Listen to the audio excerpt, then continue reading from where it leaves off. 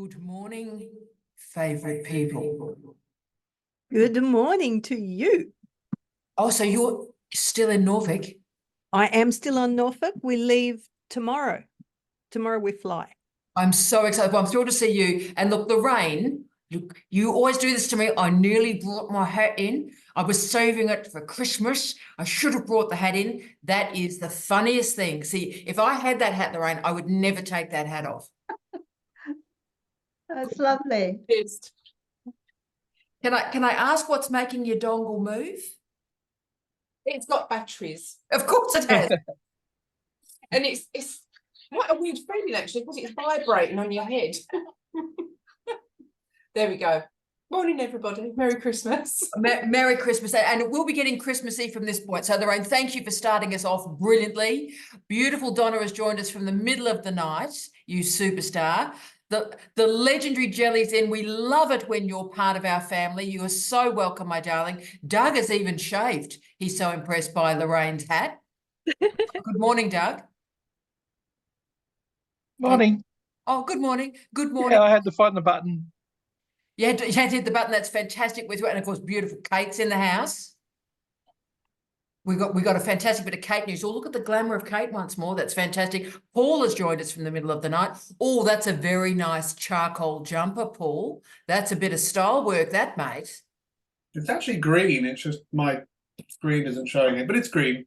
Now, Paul, yeah, mate, the reason the green's not showing is like Lorraine's green hat has destroyed the colour balance through multiple time zones. No, leave it on. Leave it on. You must leave it on. It's making me happy. The vibration. Oh no, my lord! You're going to change. And can I say now his shirt does look greener. So thank you for that, Lorraine. That's magnificent. And the legend that's Adrian is with us now. Adrian, give us the update. How are you going, mate? Oh, I'm excited.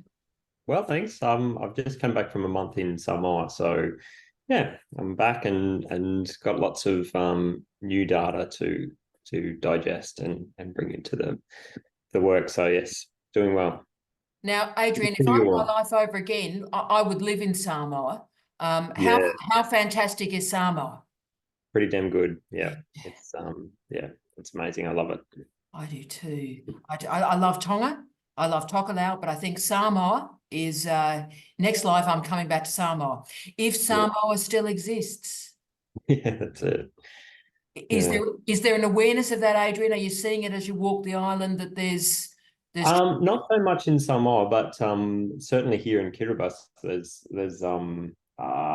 there's probably more talk around disappearing. But yeah, obviously with climate change being a massive issue in the Pacific, that affecting Samoa and the increased number and intensity of cyclones and all that sort of stuff is just it's kind of on the back burner or at the forefront of everyone's minds in many ways, it seems. It adds incredible energy to your thesis, Adrian. We're just so thrilled to see you. It's amazing. And Gay's joined us, and the Queen of Red, the Queen of Hearts has joined us, Kylie, who has again once more beaten the record for memes sent out for public distribution this week once more. Kylie, are you still alive?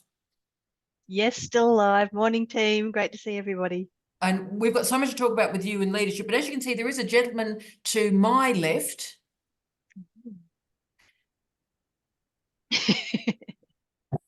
Are we going to share space? What are you going to do now? See, you thought it was so clever, Jamie. Now, what are you going to do now? Oh.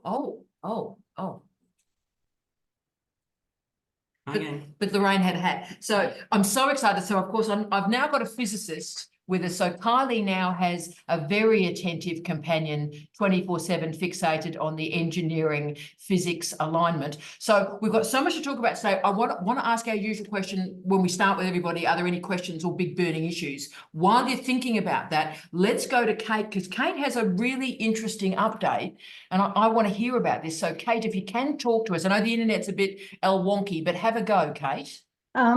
Some of you have heard me say that I pulled a paper from a journal because of the ridiculous reviewers' comments. But what's happened now, okay, after I told you all that, Oh, no. journal to say I'm away on academic leave, and I thought, wow, well, he hasn't seen the awful comments from that reviewer. So I one-on-one emailed him and said, look, I was really disgusted at the way the reviewer had changed my work, changed the meaning in the paper, and had written in to me in angry red, big, bold, size 14 font. And that's why I pulled the paper from that journal. And he said, no, send it back. I've always had a good relationship with this editor, Tara, you probably remember that. He's published 3 of my papers in the past, and so much so that he asked me to review papers for him, for his journal, on wound care infection control from doctors and nurses in outlandish countries. Fantastic. I think that's brilliant. Photographs of wounds. So I did half a dozen. We knew the internet was going to be dodgy, I know. No. Let's hang with her if we can. Comments to me. Yes. Anyway, he said, send it back, and it's being published. He's already announced that as a #1 paper for the 1st of January. Now, Kate, this is amazing. So firstly, congratulations on behalf of all of us. So Lorraine has got everything, all her battery operated vehicles and implements of torture that she's deploying on this Friday morning. She is deploying in acknowledgement of your fabulousness. But can I say, Kate, it's a great leadership point, Kyles. You and I are talking a lot about leadership lately, about the importance of editors, the importance of academic editors in journals. And we talk all about the processing fees and the ranking of journals and stuff. The integrity and the caliber of a journal editor is crucial. And Kate, your story's a ripper on that. I've been in this position too. Have you? As an editor, yeah. What happened? So I'm an editor of a journal called Corrosion and Materials Degradation, and I recently had to preside, I guess, over a split in reviewers' comments. One of them was a reviewer who was very soon out of their PhD, and they slammed the paper saying, this is rubbish, it shouldn't be published at all. There were 2 other reviews, and the 2 other reviews were quite strong. And so I went to another reviewer just to make sure, and that other reviewer didn't say it's rubbish, get rid of it. So it's been published. There it is. Yeah. Get a third data point. When in doubt, get a third data point. Oh, Kate, I think that's terrific. So we're so proud of it. And Donna Australian. Oh, Donna. Yeah, I have a query. I just wondered how long you should expect the time frames to be. I know it's probably how long is a piece of string, but I submitted a paper, gosh, it must be, it's over a year ago. Anyway, months and months and months had gone by, and in May, the day I contracted COVID, which I didn't know at the time, I went back to the journal, and they apologized. There'd been some issue with reviewers, and they returned it to me with comments from 2 reviewers just after that. So long story short, I responded to that. One of the reviewers in particular was absolutely fantastic. The suggestions they made were amazing. Anyway, acted on that and sent it back in July, and I haven't heard anything since. And I just wondered, you know, what is that normal? Or yeah, look, if they've accessed, do they let you know? Or if they're going to run, you know, it just, that's like kind of what coming up on, it's 5 months coming into. Yeah, so Donna, basically academic publishing is like living in the medieval Roman Catholic Church. And so stuff goes in, you pray, and it goes into the central God portfolio, and we never know where the prayer goes. It may be answered immediately. It may take several decades. You may die first. Now, so that's the bottom line. So you can't, it's not a generalizable data sample, but that doesn't mean we can't control what we can control. So first thing is give journals 3 months. So 3 months is decent. Let them get themselves together. 3 months, if they do it all in 3 months, that's terrific. At about 3 months, 1 week, I send a how's it hanging, bro message.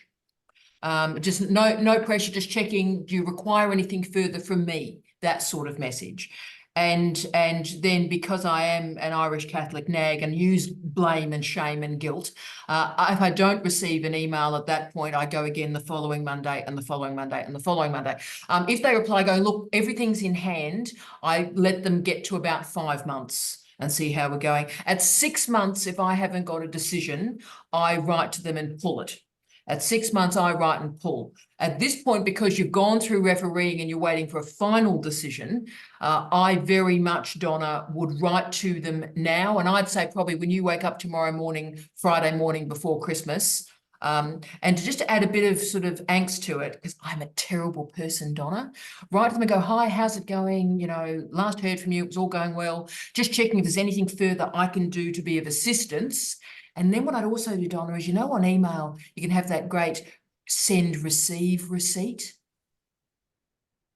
So just click that box and click the other box that's the classic one about they have to actually hit something to show that they've received the email.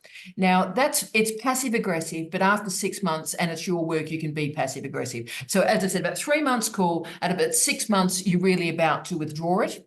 But you've also got to tell them that you are going to withdraw it, but give them one last attempt to do it. Now, they can't get referees at the moment. That's what's going wrong, Donna. But can I say I recommend systems, and I've got a great email with the legendary Jackie Ewart, big hi to Jackie, good mate of mine. We've put an article out to a great journal, and we've had this beautiful digital workflow where here's the article, it's submitted, and then you have this beautiful portal that said it's gone out to 3 reviewers, and you can see 0 of 3 returned, then 1 of 3. Then this gets exciting, Donna, 2 of 3, and then 3 of 3, and then you get the reports, and then you send it back, and we're at the stage now where 2 of the 3 reviewers have accepted it. We're waiting for the 3rd, but see, you've got that beautiful digital workflow. So you're not nagging anybody because you can see exactly what's going on. But Donna, I'd go 3 months, leave them alone, 3 months, 1 month. And by 6 months, that research is losing its currency. So I'd saddle up the horse and move on. But Liam, you've probably got much better advice than me. Go, brother. Good evening. You are legendary and famous, as you know. Hello, everybody. Hi, Kate. Really, really good to hear about your article. I'm going to twin with you because I've just had an exception for the 1st of January for my first article outside of the PhD. And like Donna, I waited. I could have had a child in that time, 9 months. Obviously. And look, considering your pre-vagina, that's quite a powerful statement there. That's forward, mate. That's forward thinking, Liam. Yeah, so you could have had a child. Yes. Yeah, could have done. Anyway, yeah, I've been overdosing on Doctor Who recently. The new episodes, on Tara's suggestion. And Catherine Tate's character's just got her memory back. Please no spoilers. Please no spoilers. Liam. I've only seen the first of the 3. But that was always going to happen. Kyle's Donna, Dr. Donna there was always going to be a memory moment. Binary. Yes. Anyway, I forgot that I'm an Antipodian colleague, so you don't get this until about 6 months later. It's like us watching Neighbours or Home and Away 6 months later. Anyway. Can I just say, Liam, thank you for comparing Home and Away with Doctor Who. You are a classy popular cultural scholar. We thank you. Our heart has boomed in your presence. Thank you, Liam. Please continue. No, mine has broken. I'm sorry, it's broken. Sorry, Kylie. Well, anyway, that character remembered who the hell they were.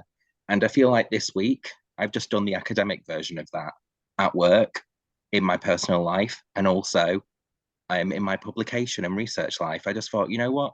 Who the hell am I? And I had a conversation with the lovely Alison who I work with, who Tara knows really well. Really well. And she channeled the Tara at work. And I was like, yeah, you know what? I'm actually quite good at what I do. And hopefully I will continue to be good at what I do. So I remembered who the hell I was. And thank you, everybody, in helping me remember who the hell I was. And hopefully will continue to be. Well, can I say, Liam, it was probably one of the most powerful hours I've spent on the planet, to be frank with you, last week. It was astonishing. It had it. I don't know if anybody else felt this. It had its own clock. You were talking about Doctor Who. It had its own temporality. It was revealing layers of skin. And, you know, I was hoping you were all right, but there was something very powerful in your movement of ideas, Liam. And it just added sort of bizarreness to this conversation when we were discussing leadership, and across comes Scott Bowman. It was one of the truly bizarre moments, I think, of all of our lives. Your faces were breathtaking. I mean, Coles was like, really? Really? This is okay. But Liam, you were probably meant to see that, to go, okay, well, there are vice chancellors who have come from working class backgrounds, who have had different journeys. We don't see a lot of them, and they don't have the opportunity to speak those words and narratives. But it's a reminder that you're cared for and your journey matters. And we need you to be Vice Chancellor, Liam. To be frank with you, we can't lose you from the system, Liam. We can't, because you will improve the system. Okay, so we've got to care for you so you can make this better for others. All right, sorry. Can I say? Yeah. I'm really sad that I couldn't be in office hours last week. I arrived in Darwin at midnight on Friday night, and Tara made me sit down and watch the whole hour before I was allowed to go to sleep. And that was after being awake for 26 hours straight. That's how significant it was. And it was. I wish that I was there. I was just going to say, a thought crossed my mind when Kate was talking about her personal journey with Reviewer 2. We call it Reviewer 2 in academia, right? And I just wanted to say that all of us feel times during our academic life where we're being oppressed or projected onto by others. Don't let Reviewer 2 take you down. Yeah. Right? Yeah. I also appreciate Donna's frustration being there. You know that you're doing forefront work when it's hard for a journal to find people to review it. There it is.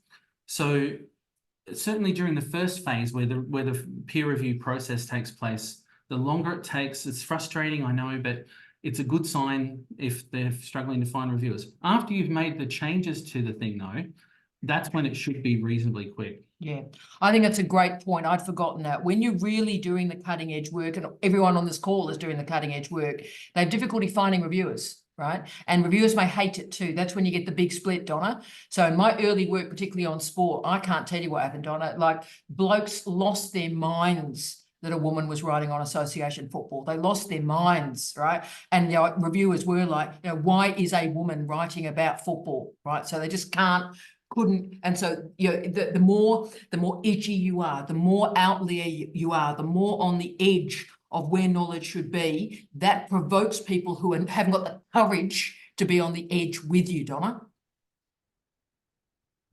Oh, okay.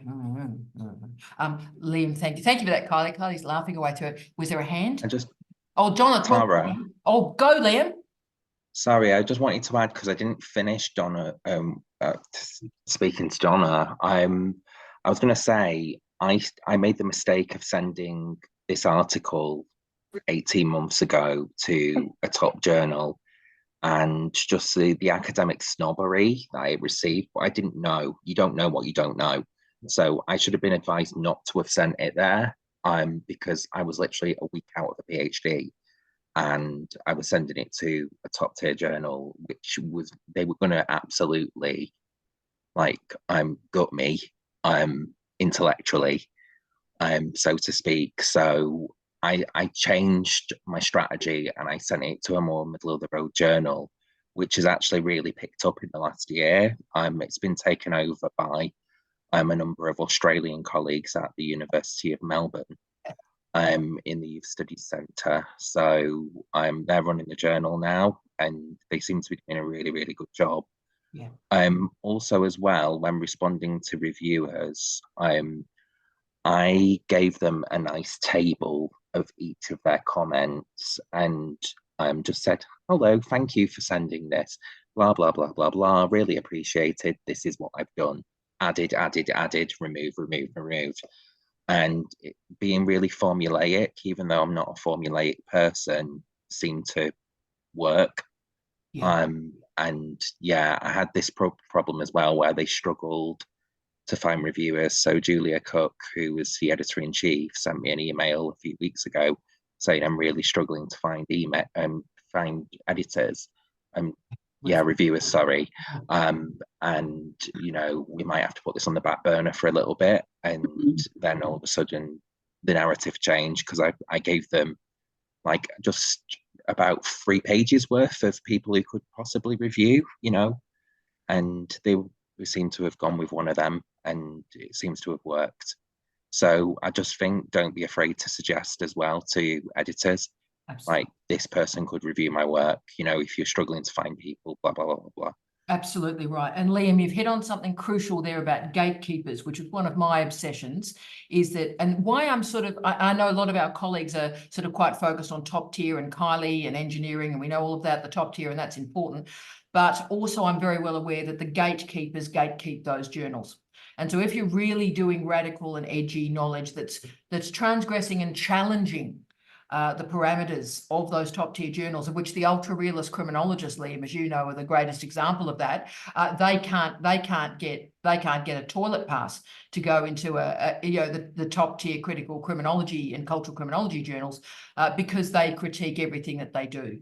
Does that mean that the work is wrong? No, some of the best work on planet Earth is happening in that particular paradigm. So monitoring the gatekeepers is crucial. And part of what Jamie and I are collecting up are comments, Liam, from former Nobel Prize winners who are critiquing the tiering of journals. And their work, the work that they got their Nobel for, appeared in tier 2 and tier 3 journals. So we're gathering up that sort of work, because, you know, best way to handle data scientists, Kylie, is to give them data. And so to have the Nobels going, by the way, just so you know, this research, in fact, this happened with the lass that won the chemistry one, I think, where her research was knocked back by nature. Nature knocked back the research that she won the Nobel for. Tara, and this feeds into agendas within universities and Universities UK, etc. What's happening currently, because REF has been pushed back. It's already 6 years in the future. It's now 2029. I know. So the research excellence framework's been pushed back. Yeah. And now, you know, I was informed that literally today by my research team that I've currently got significant research responsibility within my role, which I didn't know I had. And they've communicated that to me, but they've also said that REF's been pushed back. But the UK is a bit of a dumpster fire at the moment, in lots of ways. So I think they're still trying to figure out these powerful research people. Yeah. What's going on. Yeah, and look, Liam, and can we say a beautiful hello to the wonderful Nora and wonderful Shelley? We love you both. Compliments of the season to the pair of you. You're amazing. So, Liam, we've had an interesting situation. We have the ERA here, which is the knockoff of the REF, the sort of the watered down, the boiled mushroom version of the REF, and they put that off as well. So my feeling, Liam, is 2029 will all be dead. So in some ways, planning for 2029 is a long, long way away. And Liam, the one advice I'd offer you, bit of advice I'd offer you to manage the REF, as someone who was the institutional manager for the REF, is you focus on books, lad, because books, and you know Springer's doing pretty well, you know how books are being ranked. So with that extra time, I'd be advising yourself and your colleagues, and Alison, can I say, is a wonderful writer, you've got a bit more time, so get the books out. Can I share mine with you, if I can lift it up? Here it is, you've got it. This is Oh, we're having so many troubles with our internet. Look, I've got, all the others were just online versions, but she's got a hat. Can we see that picture too? The picture's beautiful, Kate. sorry. We're doing a hat. You all right? Oh, Kate's gone. Hope she's all right. See, I blame the rain. When the rain started with that green hat, it was always going to be one of those weird days. So, Mary, are you linking Kate's internet with heat? Is there a thing about heat and the internet I need to know about, Mary? Well, that's what she said last week. She said when it was very hot last week, she said my internet's not very good this week because of the heat. So is it hot over there in Sydney again? Yeah, look, I think it is, but I mean, Mary, that makes a lot of sense. No, When it's hotter, no. I'm not as efficient. How are you doing, Kate? You all right, sweetheart? Yes, I forgot to turn my phone off, sorry. Gee, you're popular. Fantastic. Darling, we're thrilled with the book and the cover looks amazing. I'm really happy with it. I mean, I won't be writing anymore, but they sent me a box full of 50 books, so everyone's getting a book for Christmas, whether they want it or not. Oh, I'm excited. Well done you, and it's beautifully done and very inspiring for Liam too. But Liam, it's nicely done, but it costs way too much. Look, it did, and we've got our other plan in place. Thank you, Shell. Shell loves Kate. Kate lives Shell. We've got other plans in place for you, Kate. But Liam, you and I might talk off piste. We might do a whole digital office hours about research planning. It looks like it's going to be the big week next week for that anyway. But in terms of how you stop the crap around the journals, is publish what is still called the gold standard of research. And the gold standard of research, whoever you talk to, is a singly authored scholarly monograph. And it's a great way to shut certain people up that try to push us down, Jamie Quinn, who try to abuse and minimize the research that we do, is, you just go into a meeting and go, well, someone has written 20 books. How many books have you written? None. Bye, Felicia. So, Liam, just you've got that extra time. So start to build that up. And you haven't had books. You're writing your first book now. I haven't said a lot. I've got a lot of thoughts going on about all this stuff, actually. I have had experiences where I have published or tried to publish in a journal where it's taken ages. I've even had the soul-crushing experience where it went through the peer review process. We made the corrections. It took ages for them to find reviewers that could review it. It was really good work. And then when we finally made the corrections, I had a computer automatically spit it back out and say, sorry, your language is not up to the standard of the journal. Go and engage a professional editor, which I took personally, right? And just went, you've got to be kidding. There's obviously an administrative error there. And I thought about engaging the editor and I went, you know what, stuff it. Let's try and submit it to a higher ranked journal. And it was published within 6 weeks. So that's an unusual story. I don't expect that to be normal. But it's another thing. But it is an example of where, you're a hostage to fortune as an author when you submit an article to a journal. But don't let it affect your self-esteem or your intellectual self-esteem, if you like. Courage. Courage. And look, speaking of courage, Gay straight in. Can we go to Gay and come back to you? Yeah. No, our favourite editor. Talk to us, Gay, you superstar. Unfortunately, Jamie, that is very, very common, and it is nothing against what you have written or how you have written it. I can't explain it, but it's very common that they will say. Now, I was lucky that it wasn't my first article; it was my student's first article, right? So knowing that it wasn't my first article, I could cope with it much better. But if it was my first article, it would have really destroyed me. I compare that now to be honest, Gay, and it's interesting you've said that, Gay, with your professional expertise, but I compare it to, when you go into a confirmation of cancer and the people that don't know what they're talking about say, I don't know if I agree with the methods, right? So the people have no idea about the topic or the theory or the research. They go, I'm not sure about the methods, right? So when you get to journals, people go, well, look, I didn't bloody understand a word of this, but I think there's a grammatical issue. There are grammatical issues in this, right? It's theory beyond what I can bloody imagine, but I'm sure there must be a poor use of an adverb somewhere in this article, right? So that's become the new proxy, I think. The other thing I was going to say was, with the proliferation of journals and the monetization of publishing and all of these metrics that everybody's bought into, right? Universities have to subscribe to journals that we have to pay to publish in and so forth. So they've kind of bought into this mechanism that just is self-fulfilling for publishers to make a lot of money. it's important that you know your research field and you know where the real journals are that the people in your research field want to publish. And I'm just trying to think, a comment I wrote on, I think it might have been a Kylie post on Facebook about we form the culture, we contribute to the culture. The same thing happens in publishing. So if we swallow the Kool-Aid, eat the metrics and do all, let's publish in Q1s and let's do all this stuff, we promulgate the problem. If we want to alleviate the problem, we vote with our feet and we publish where it's best for us to publish. Yeah. It's better to have 20 citations from people in your field who value your work and actually cite it properly and give you respect for your work than to have 40 people cite it superficially with 5 other references in the first sentence of their introduction. And but see, could I also argue we're in a senior position? So Liam and I Yeah, talk I about get this a that lot. too. I can do what the hell I want.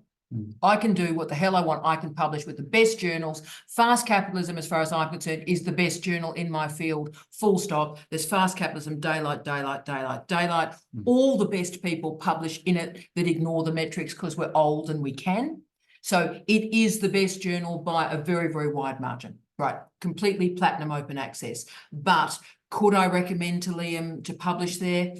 Look, Liam, if you're publishing 20, I'd put one there. But you maybe have to play the game a bit as well. I don't have to play the game. Yeah. That's the difference. Yeah, that's a good point. Yep. Unbelievable. Now, should we go quickly to see questions? We've got questions under request as always, but I just want to check in with obviously Megan, because Megan's about to go on the road, but everybody, I'm loving the hat, Donna. Any questions, any big issues to start us off with, noting I'm seeing Queen Shell and the beautiful Nora's in the house. So Megan, have you got a vibe, mate? No, I just wanted to let Paul know that I actually cited him in my research proposal. That's all. And Tara, you'll be getting a nice little final package from me this afternoon. Oh, that's very, very exciting. Now, how have you felt? Because actually one of the questions we've got is how to start well, Megan Dallin. Noting you're about to go into the COC in January, and we'll send all the invites out for that. How have you found the process, and what would you recommend for people, Megan? Just staying strong and grounded in yourself. I have waves of nervousness that come up, but I just shut them down again immediately, because that's then imposter syndrome, and imposter syndrome will trick our brains. So it's just going, no, I know my stuff. I can talk about this. And if I don't know stuff, somebody is going to tell me. That's okay. It's also okay to not know stuff. Absolutely. Yes. I'm not pretending to be an expert in the field. I'm a beginner in this particular field. There's a lot that I don't know. And they're not, well, I don't think that they're actually judging or assessing my ability to do a presentation. It's whether or not I can do the research. And I hope, Tara, that I have shown that I can do that. Tell me if I haven't. Slap me down, girl. You certainly have. It's so innovative. My head explodes. Whenever I I'm not a drinker, but whenever I open your work, I go, let's get ready for this. We're here for a ride. It's like a late Bette Davis movie, Megan, when I draft your work, it's like, if it fasten your seatbelts, it's going to be a bumpy night. And so it's great. So no, working with you is like working with late Bette Davis. Talent, brilliance, frightening as hell, but also just exciting all the time. But so hold your confidence, hold your nerve. Is there anything you would have done differently in preparation for the COC? Because obviously a lot of people are about to start, Megan, and are just starting to watch these particular digital office hours. I would have been extremely careful with choosing a supervisor, because I had a very rough start. And I'm so grateful that I then ended up with you, Tara. Very, very grateful. But nobody, I don't think, could have told me how absolutely important it is to choose that supervisor, because a supervisor can either make or break a person, not just the PhD process, but the person. So I wish that I had put more thought into that rather than just accepting. Look, I absolutely agree. And I always tell students, in fact, I told a student overnight, when a series of supervisors were fighting over her, Megan. We've got this interesting situation now where everyone wants to be queen of the universe. So I want to be the principal supervisor. No, I want to be Spartacus. I'm Spartacus. And the student sort of doesn't appear to be involved in these conversations. So I simply said to the student, here are the names. Go onto Google Scholar, do some Google Scholar work, have a look at all the different databases that you like. You get the information you require and you make a decision. Yeah, absolutely. And I didn't do that. I just accepted that this person would be my supervisor without doing any research. And that was really wrong of me to do that. And it bit me in the on the arse. So I'm glad that it bit me early rather than later, because I lost a lot of work. But it's okay. I'm very happy with where I am. I am prepared. I'm going to memorize my presentation while we're driving in the car. Paul doesn't yet know, but he's going to know a shitload about Gramsci by the time we get to Melbourne. All men should. Yes. All men should understand the war of position. Thank you, Paul. Absolutely. Megan, are you going to the Gramscian mountain range? Well, why not? Get a picture. That's the Grampians for people. Yes, of course. Yeah. You're classy. Look, Darling, thank you for that. Could I go to Mary too? Because look, Mary, we've been sort of, you know, you're so precious to us. You know this. Looking back on all of this, if someone was about to start for you, what would you say to them, Mary? Yeah, definitely vet your supervisors and have a good think about that. I'm happy to report now, after a year that's been quite difficult, things are starting to really work out with my 3 supervisors, but it's been a very long row to hoe. And one thing that worked was I started auditing their classes and just got to know them a bit better. And they got to know me a bit better rather than just seeing me in supervisory meetings. Because the thing is that lecturers have a different attitude to their students, that they're generally students that they're lecturing, than they do to people they're supervising. And it's a much more critical role. They're much more critical of people they're supervising. And if that's all you see of that person, you can start forming a really bad opinion of them. Oh, that's strong. So it's it's been good for me to get to know them outside of supervision, and it's certainly helped my supervision go a lot more smoothly, but it's been very interesting. And once I finish my master's, I'll be going on to do a PhD, and I will be much more picky about who will be supervising me, and I'll be doing a lot more looking around just beforehand. And Mary, just a question: if you've got, this sounds like an online dating site, isn't it? Have you got a list of characteristics for what's one of the dating sites? What's one of the weird ones? The fish one? Lots of fish. Is that an online dating site? Why are you asking me? Yeah, I don't know. You don't need to date. We are so, this is so my last marriage. My goodness me. Be careful how you answer that, Jamie. Yes. The engineer speaketh. Mary Darling, if you're going to list your characteristics, what would they be? So if it was a dating site, obviously without the sex, but what you were after, what would you be after now?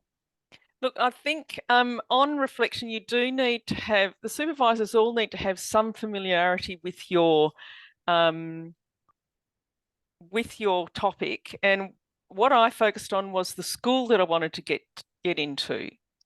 And so I ended up with a person who's not at all familiar with my topic and works in a different area. And that has been made that relationship quite difficult, even though she's a really hard worker and, you know, puts in really long hours, but she's also very stressed because she has one of those academic positions where you work 80-hour weeks and all that kind of stuff. So I think like none of my supervisors actually have a lot of familiarity with my topic. And so it has been I've done a lot of writing to sort of inform them of what it's about in a way.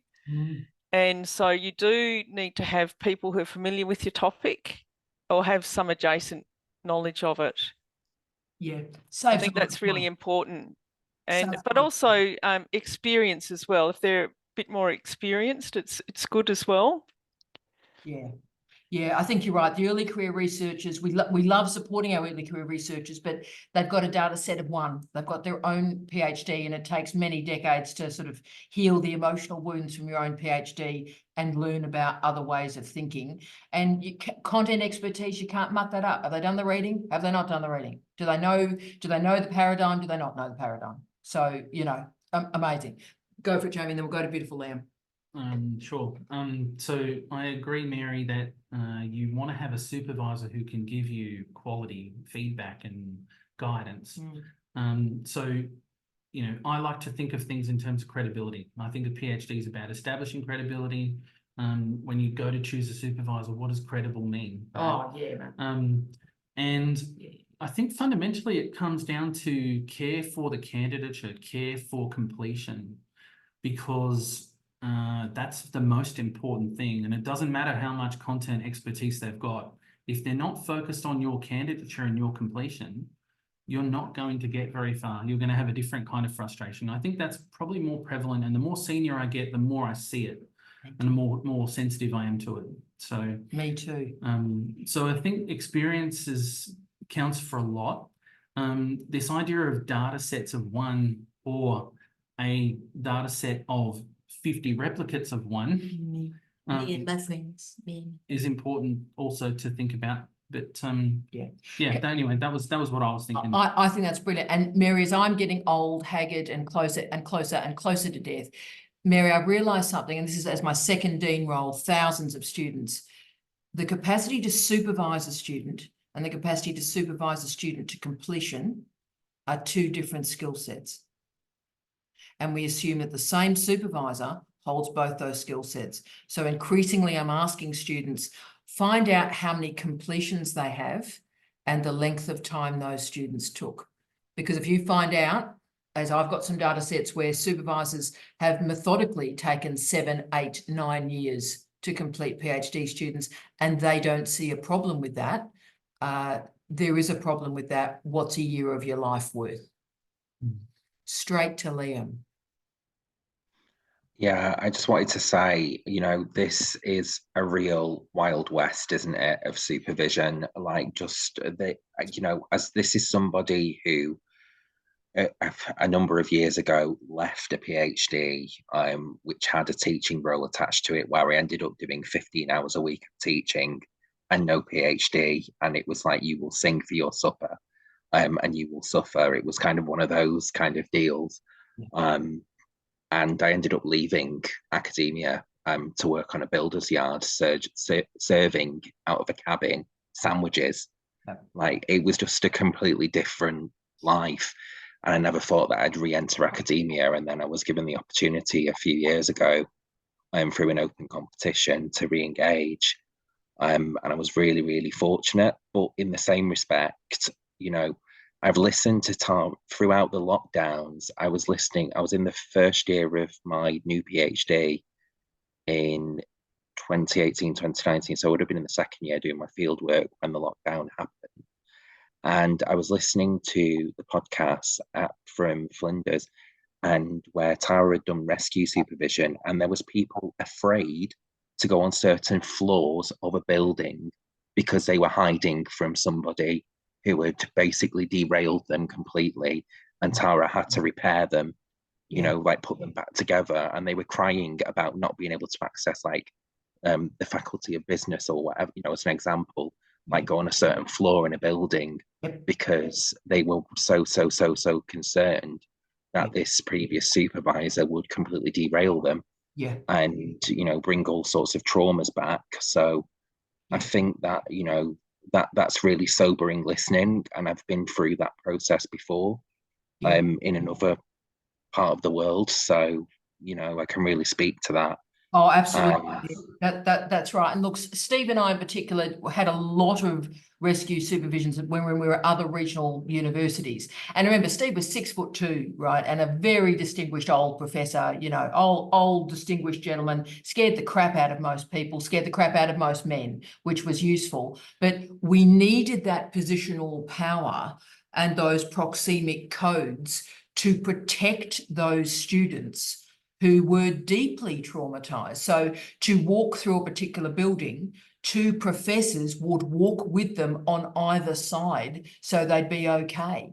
That's the scale of where we're at, you know, unbelievable. But Liam, you're a superstar. Can I go? We've all seen her.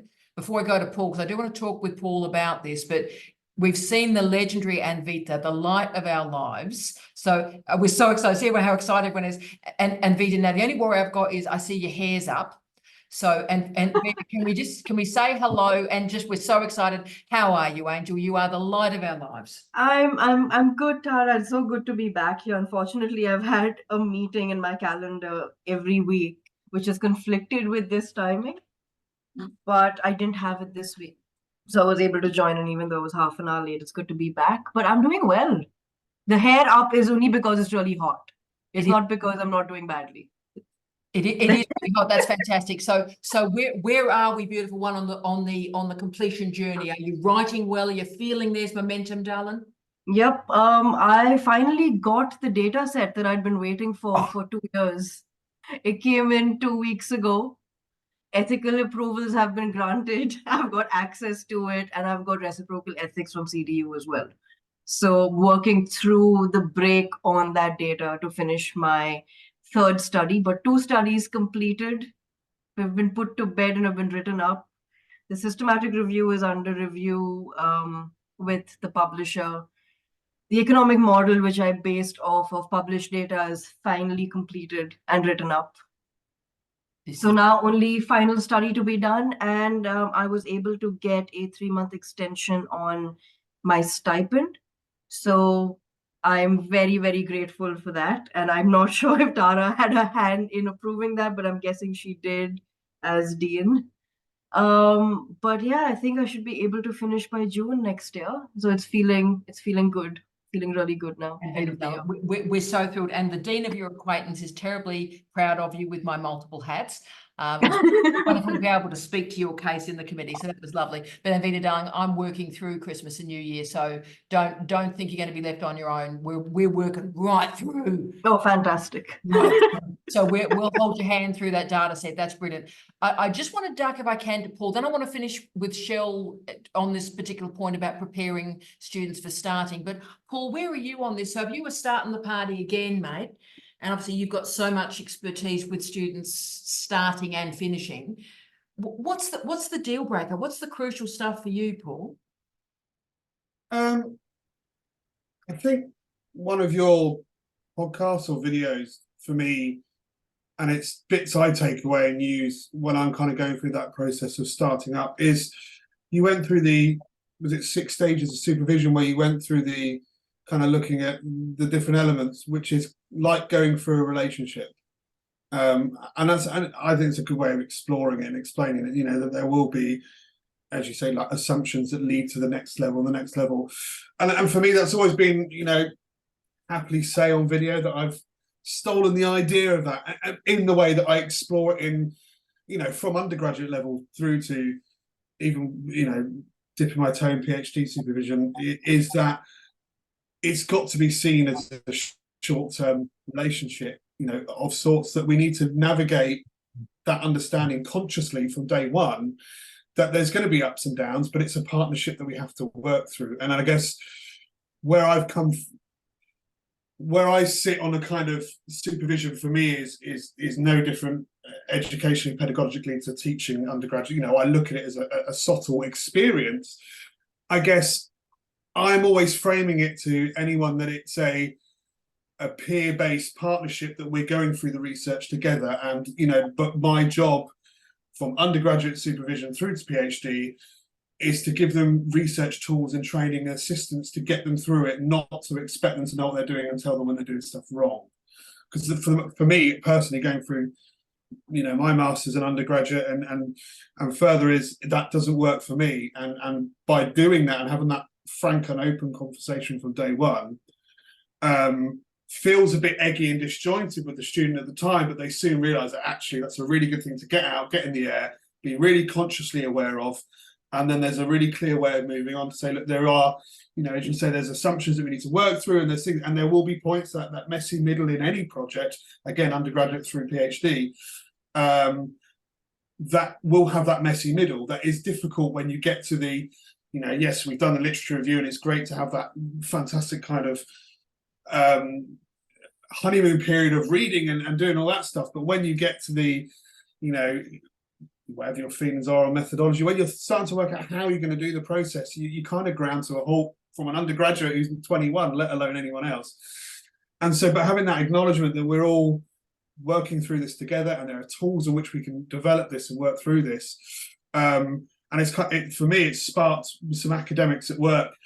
We're going to produce a pilot podcast, but we're going to produce a podcast where 4 academics are going to sit and discuss an everyday, mundane idea or element and go through the research process to give students the idea that actually anything can go through the research rigor and anything can go through this process. And we will talk about the relationship style that we need to go through as supervisor and student, you know, and whatever that element could be. It could be, you know, the use of chocolate in advertising.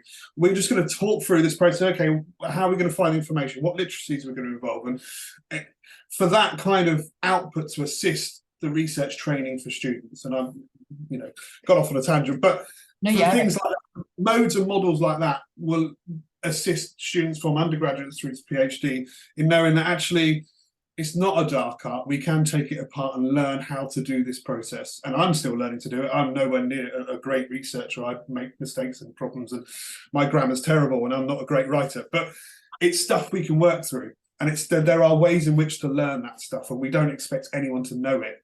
And it should be the same as working with fellow academics. We should help each other peer in year. We should be helping each other to get through this stuff and not gatekeep and be a difficult, because actually none of our jobs are safe. We all need to help each other.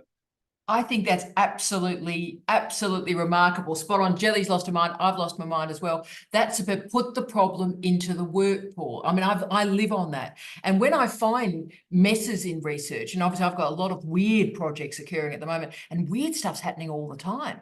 And, you know, I could panic about the weird stuff. Well, I could be going, oh, is that the end of the project? And go, no, it's the beginning of the project. And so you actually get excited by what's stuffed up today.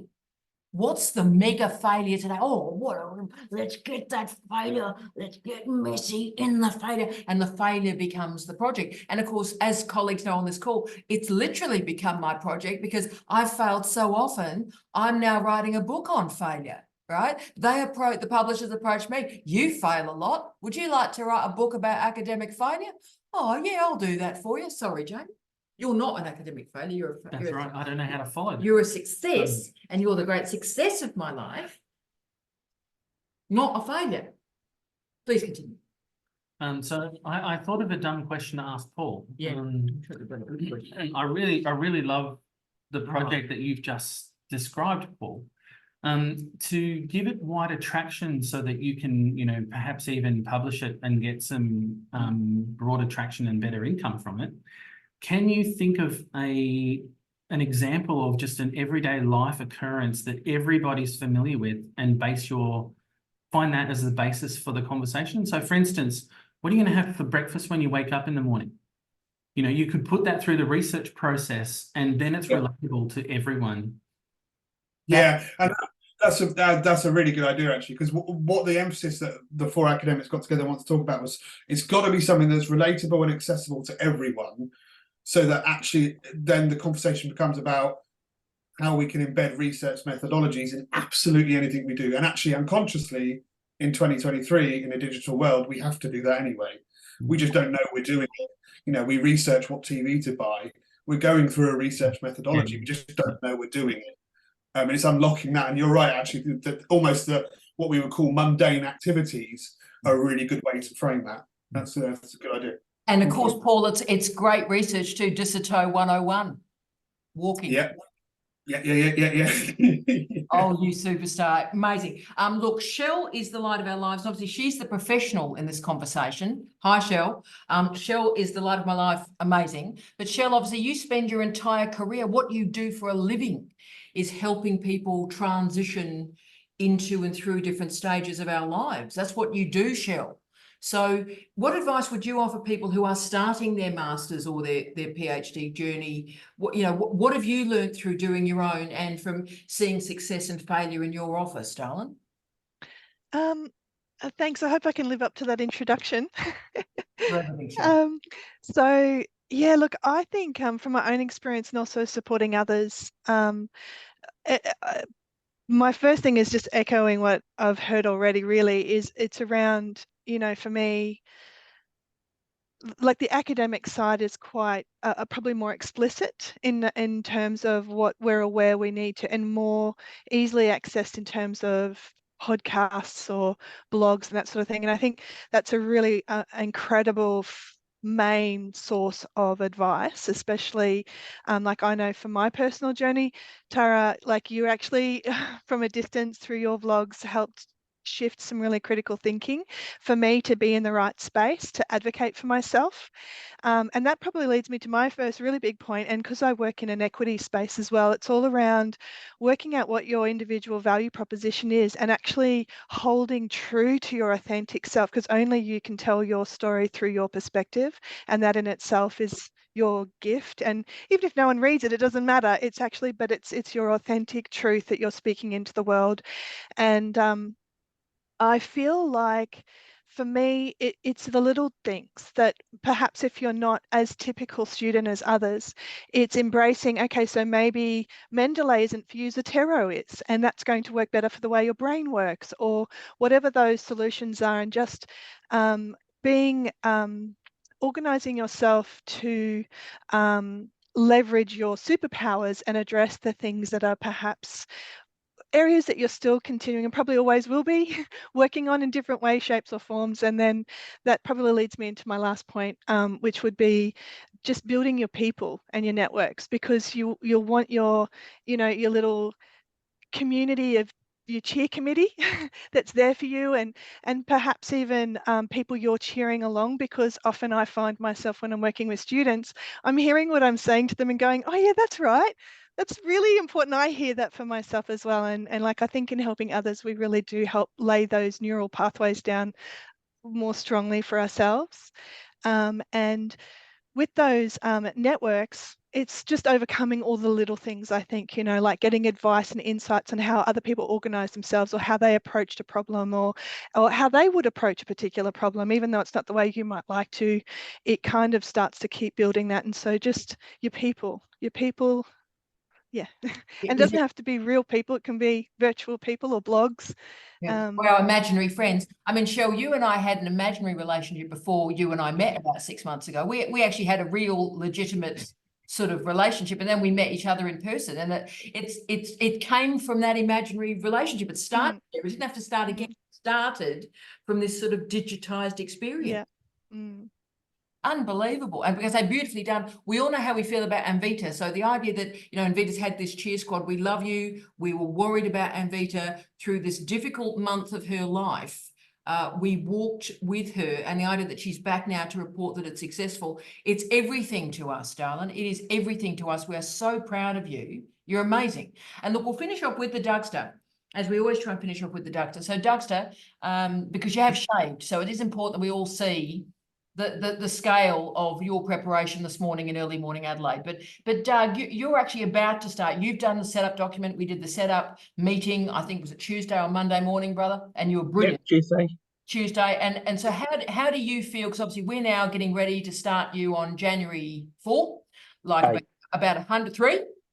January 3? January 8. So January I can 8th. start earlier, but officially it's the 8th. We've started. I was hoping it was 3. It was on my birthday, but no, so it's the 8th. but darling, you're getting ready to start. And obviously, you know, Yeah. a good chunk of I'm still students. reading Thomas Raymond. You're still reading Raymond. So what advice would you offer to people starting about the same time as you, Dougster? You've worked hard in the preparation, as Gay said to do, as we all do. What's happened? I think I've just got too much on my plate at the moment. No, delay that. It's a lack of motivation to actually start the nitty-gritty pieces. Like I could start writing those 1,000-word, excuse me, discussion points, papers that you like. So I could write a couple of them in the next couple of weeks to save time and just be ahead. But I thought, well, I'll just wait. As you should. I mean, Doug, I think you've oriented yourself very well into the space. What Paul talked about, what Shelley talked about. You've done the reading, you've started to get your note-taking sorted out as Gay recommended, you're getting the references organised, and you're mentally getting into the space. That's what I've been quite impressed with. Yeah. Oh, definitely getting mentally in the space. So I just got to convince my friends that it's a legit thing and that I'm doing it, and they have to stop trying to put me off. So Right. I've got some negative talking in Adelaide about doing it, and Right. So look, I'll go to my red terrier friend Kylie to finish off the conversation. Kylie, straight in. So Kylie, what would you say to those people around the Dugster who I need to clearly take out into the car park? I had a couple of different ways of putting it. One, I probably got to put some beeps over what I would tell them to take a hike. Straight to me was just shake them off, shake it off. yeah, The same it's thing as Taylor me. Swift, People, isn't it? yeah. I remember when I first did my application up, it was actually a big boss of mine who I was telling that I was going to do a PhD, and I remember him saying to me, "Don't you want to be a manager? Why do you want to do a PhD? Don't you want to be a manager in main roads?" And I'm like, well, why can't I have both? But it's something I want to do, and Yeah, don't listen to them. Just do it for you. Do it for yeah. you. I'm Yeah. guessing. It's like Don't listen. what my parents say. Well, they want me to go back to social work and work there, but in Adelaide, unless you've got a private car that's in good condition, I have neither of those, and it's insured. There's not much work unless you're with the government, and there's not much government work. So it's better to for me to keep educating myself. So Yeah. Doug, you're developing your skill set and broadening your expertise so that you are more employable. I'm overemployable. No, I maybe I don't know. Yes, I see where you're coming from. Kylie, your big boss, did they have a PhD or were they No. afraid No, of the fact fitter, that maybe fitter and turner by trade. That's why I thought it was hilarious. I thought you haven't even gone through to do an undergraduate, and again, it doesn't make you any better than anyone else. No. But it was. But Yeah. qualified to try and control your perception. Mm. And It colleagues, was also, yes. sorry, Tara, Yeah, go, also Carl. you've got to think back, Doug, if, again, put in the perspective, and I hate saying it, if you're on your deathbed, would you regret not doing your PhD? Is it something you think, geez, I really wish I'd done that? And it's about the hat. You got to wear the hat. Yeah. I want the sword in Norway or I Denmark. know, me too. Yeah, the sword in Finland. We can organise that for you, Doug. I will make sure you get one of those. But colleagues, that's a great way to end our conversation this week, I think, is we're doing all of this. So, I mean, obviously life is based on disappointment and regret, but that doesn't mean on a daily basis we don't attempt to reduce the disappointments and the regret, and we give every day goodwilly, like Anvita does. Colleagues, see you soon at Right Club. Thank you all for your time. See you next Friday. Blessings all, Anvita, you rock. You rock.